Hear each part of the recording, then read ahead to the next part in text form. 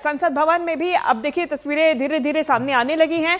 आज सवाल ये भी रहेगा कि प्रधानमंत्री नरेंद्र मोदी संसद के सत्र के पहले क्या कुछ कहेंगे। कांग्रेस की तरफ से भी दिल्ली ब्लास्ट और एसआईआर का मुद्दा उठाया जाएगा। पूरी तैयारी है। रणनीतिक बैठक जो हुई थी उसमें भी इसको लेकर चर्चा की गई है। तो वहीं दूसरी तरफ एसआईआर पर चर्चा के लिए कांग्रेस की तरफ से संसद में स्थगन प्रस्ताव भी दिया गया है। न्यूज 18 इंडिया पर कांग्रेस सांसद प्रमोद तिवारी ने बयान भी दिया है। आपको बताया कि कांग्रेस की तरफ से उन्होंने कहा कि दिल्ली ब्लास्ट और एसआईआर पर चर्चा तभी सदन चलेगा जब चर्चा होगी इन मुद्दों पर, अन्यथा ये धमकी ही मानिए कि सदन को नहीं चलने देंगे। उन्होंने कहा कि दिल्ली ब्लास्ट के लिए कौन जिम्मेदार है, ये सवाल पूछा गया है कांग्रेस की तरफ से। कांग्रेस ने पूछा है कि सरकार आखिर डर क्यों रही है, भाग क्यों रही है, ये सवाल भी पूछा गया है। कांग्रेस लगातार हमलावर नजर आ रही है। समाजवादी पार्टी की तरफ से भी अपने मुद्दे उठाए गए हैं और ऐसे में विपक्ष की तरफ से संसद में जोरदार हंगामे के आसार है।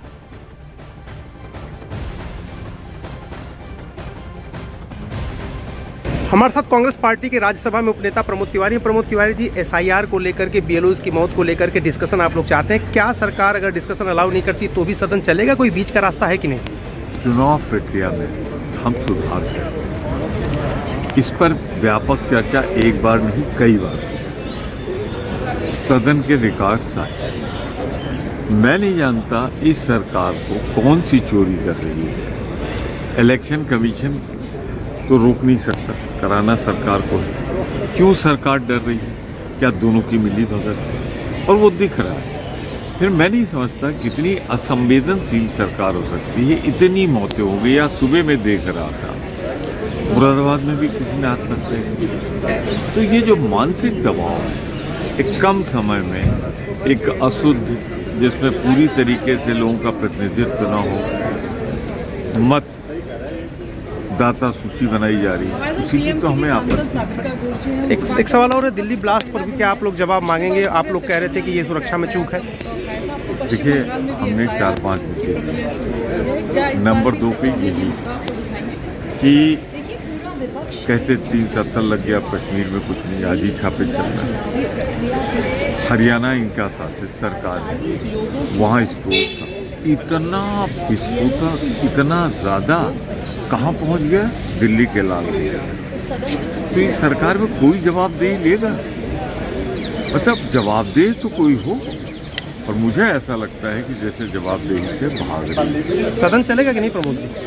तो सरकार पर निर्भर करता है। संसदीय कार्य मंत्री कह रहे हैं कि हम चलाना चाहते हैं, हम चलाना चाहते हैं, लेकिन ये सारे मुद्दे, महंगाई, बेरोजगारी, किसानों का, और ये खास तौर से जो ब्लास्ट हुआ है दिल्ली में, और मतदाता सूचियों को जिस तरह बनाया जा रहा है, वो कैसे हम बर्दाश्त कर लें? तो हम सवाल उठाएंगे, उसका जवाब दें वो।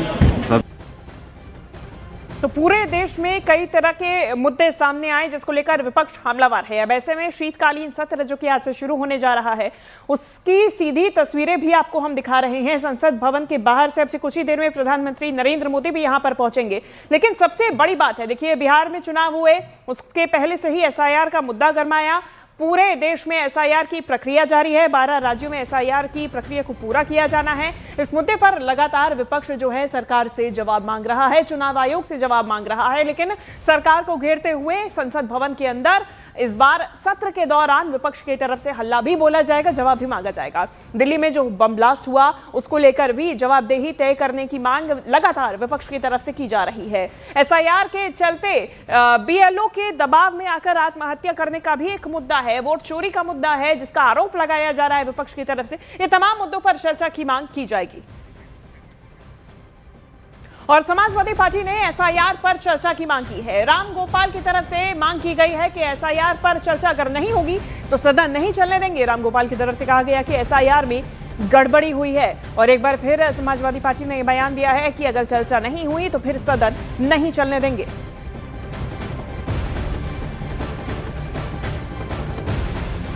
हमें तो उम्मीद कुछ भी नहीं है।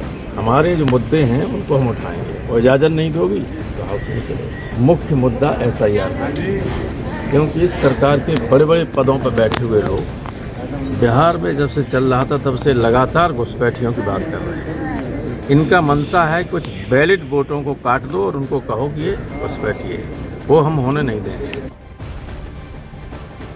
हम लोग रोज ग्राउंड पर देख रहे हैं, 2-2 परिपत्र देना चाहिए, BLO 1 दे रहा है।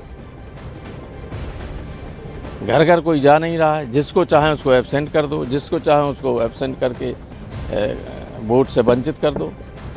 और आपने देखा नहीं कि वो जो लड़का मर रहा था बहराइच में, वो क्या बयान दे रहा था?